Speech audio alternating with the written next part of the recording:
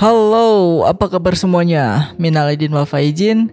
Kalau ada salah mohon dimaafkan. Kalau ada waktu, kapan kita jalan nih? Yuk, bisa yuk dukung terus channel Sukanimu supaya tambah semangat lagi nih memberikan informasi yang keren-keren sama kalian semua. Oke, di sini aku akan memberikan beberapa anime di mana MC peringkat rendah tapi sebenarnya OP atau overpower. Nah, kalian yang nonton channel Sukanimu ini pasti suka banget nih rekomendasi anime MC-nya yang overpower, bener gak? Apalagi si MC-nya ini pura-pura lemah atau peringkatnya rendah tapi memiliki kekuatan overpower banget. Oke, di sini aku langsung saja ke videonya. Berikut 7 anime di mana MC-nya peringkat rendah tapi sebenarnya OP atau overpower. Sebelum kita lanjut ke videonya, jangan lupa untuk di like, subscribe, dan nyalakan loncengnya supaya kalian gak akan ketinggalan video-video terbaruku. Yang pertama ada Goblin Slayer.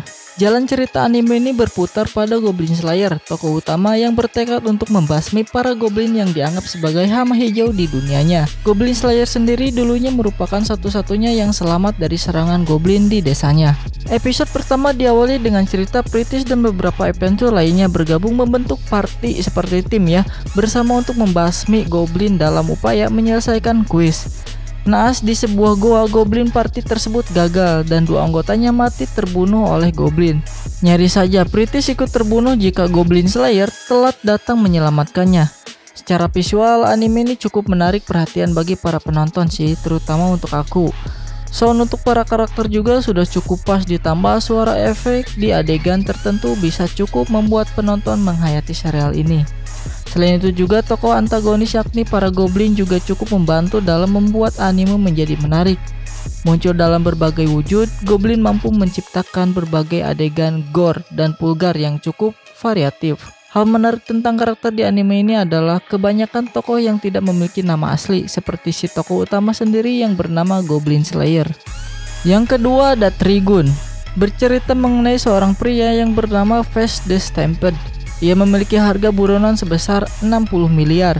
Face dianggap sebagai malapetaka karena kemampuan yang ia miliki dan dia pun selalu lolos dari buronan tersebut. Dirinya selalu memberikan kehancuran dan kematian pada semua orang, begitulah yang dirumorkannya. Sejak peristiwa munculnya lubang besar di permukaan bulan, Face tidak pernah terdengar lagi kabarnya. Face pergi melintas padang pasir di planet Gunsmoke. Ia diikuti oleh 2 agen asuransi yang bernama Mary dan Millie. Kedua agen tersebut ditugaskan untuk melacak keberadaan Face dan meminimalisir kerusakan yang ditimbulkannya. Jika tidak berhasil, maka biro asuransi tempat mereka bekerja akan bangkrut. Anime ini menjadi salah satu serial anime paling oke menurutku yang pernah dibuat, karena menggabungkan beberapa komedi fisik dan intelektual yang paling lucu dan absurd dengan drama yang kuat dan rasa dari apa yang aku anggap sebagai horor dalam arti emosional. Face harus menjadi salah satu karakter yang paling kontradiktif di anime manapun, seorang gunfighter yang membenci pembunuhan. Yang ketiga ada Deadman Wonderland.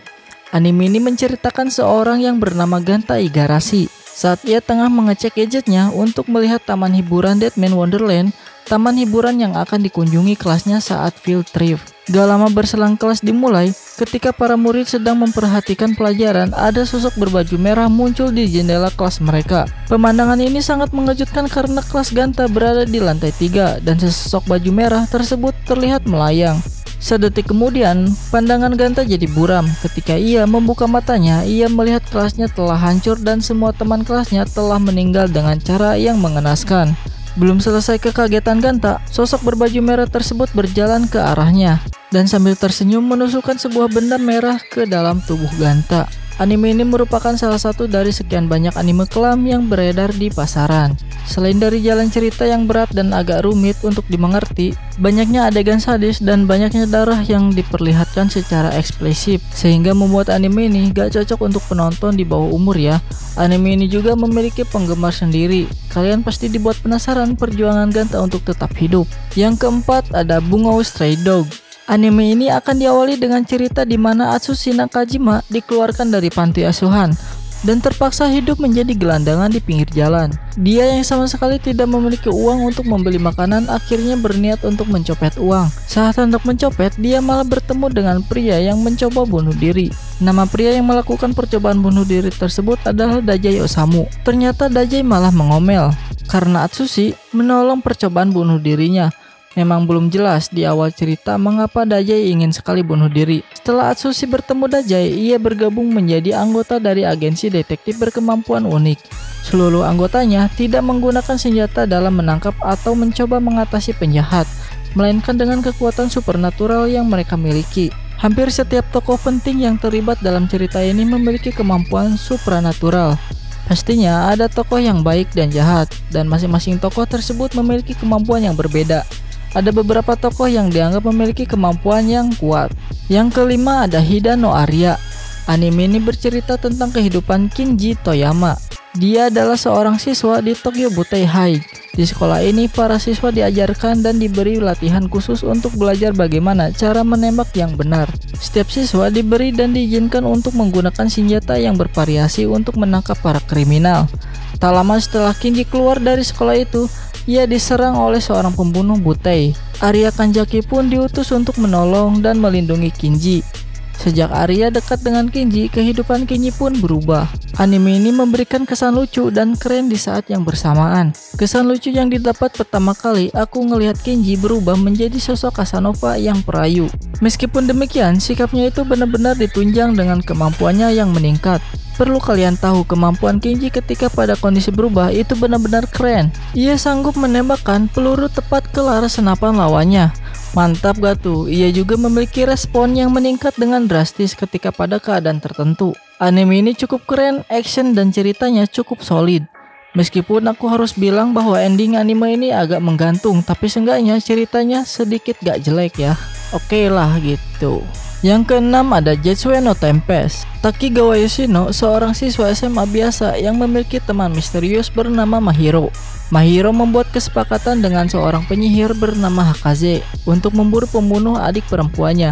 Namun ketika Yoshino bertemu kembali dengan Mahiro yang telah lama pergi, mereka terlibat dalam peristiwa supernatural yang dapat menghancurkan seluruh dunia. Pertempuran yang melampaui batas ruang dan waktu pun dimulai.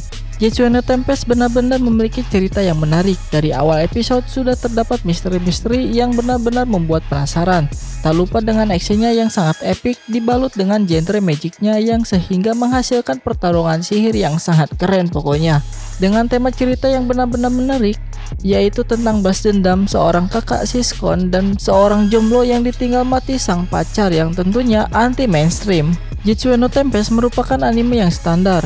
Plot twist yang menarik yang terkadang mempermainkan logika. Sayangnya penceritaan yang serba tanggung dan kurang maksimal menjadikannya memiliki beberapa plot hole yang mengurangi kualitas cerita. Tapi overall semuanya bagus menurutku. Yang terakhir ada Bento. Anime ini menceritakan di mana suatu tempat tinggal di asrama dan dengan dana yang terbatas, Satoyo harus sangat berhemat bila memilih makan malamnya. Oleh sebab itulah ketika mengunjungi supermarket pada suatu malam, dia sangat gembira menemukan bento-bento yang dijual dengan setengah harga. Namun ternyata dia tidak sendirian mengejar bento-bento tersebut.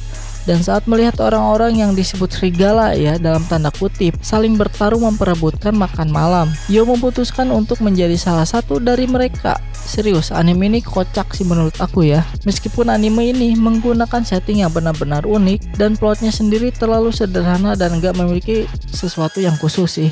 Kelemahan anime ini sebenarnya lebih pada idenya yang konyol dan pertarungannya yang semakin lama semakin lebay. Tapi ya tetap aja kocak menurutku ya. Nah, itulah 7 anime dimana MC-nya peringkat rendah tapi sebenarnya OP buat kalian semua. Oke, bila ada salah-salah kata mohon maaf ya. Coba tulis di kolom komentar apa aja nih anime yang seru dan menarik menurut kalian semua. Kita ketemu di next video ya. Bye.